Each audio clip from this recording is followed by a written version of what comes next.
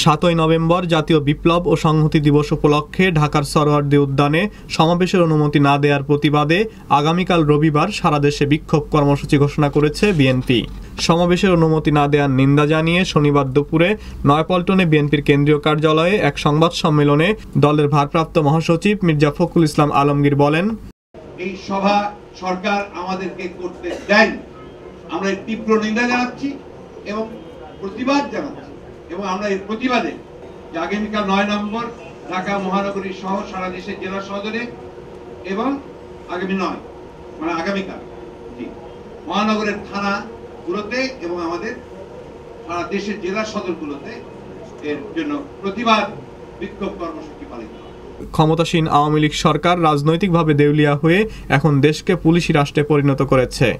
তারা পুলিশ ও র্যাবের উপর ভর করে দেশ চালাচ্ছে মন্তব্য করে মির্জা ফখরুল ইসলাম আলমগীর আরো বলেন, আওয়ামী লীগ রাজনৈতিকভাবে একটি দেউলিয়া দল। এই সরকার একটি অনির্বাচিত, অনৈতিক, গণবিচ্ছিন্ন, অবৈধ সরকার। পুলিশ র্যাবের উপর ভর করে দেশ দুঃশাসনে চালাচ্ছে সম্পূর্ণ ফ্যাসিস্ট কায়দায়। তাদের পায়ের নিচে মাটি নেই বলেই বিরোধী দলকে দমনের পথ বেছে নিয়েছে। ভিন্ন মত বিরোধিতা তারা সহ্য করতে পারে না এবং গণবিচ্ছিন্ন সরকার গণতন্ত্র ধ্বংস করেছে। এখন গণতন্ত্র পুলিশের বুটের নিচে। এই পুলিশ এখন এত বেশি উদ্ধত যে তারা রাজনৈতিক নেতার ভাষায় কথা বলে, রাজনৈতিক নেতাদের বিদ্রুপ করে, রাষ্ট্রের সাংবিধানিক প্রতিষ্ঠানের সর্বোচ্চ কর্মকর্তাকে অপমান করতে দ্বিধাবোধ করে।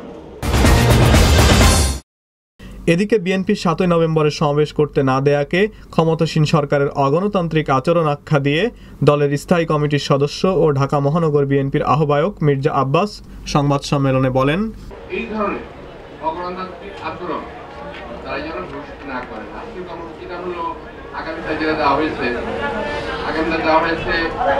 বিক্ষোভ কর্মসূচি প্রতিটি এলাকায়, থানায় থানায়, সারা দেশে।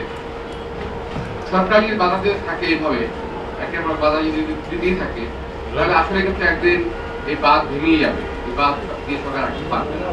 সুতরাং আমি আহ্বান জানাবো, আমাদের শান্তিপূর্ণ কর্মসূচি, আমাদের অহিংস কর্মসূচিতে সরকার যেন কোনো রকম বাধা না দেন এবং ভবিষ্যতে আমাদের যে কোনো সভা সমাবেশে তারা যেন আবার অনুমতি দেন, এই আহ্বান জানাবো।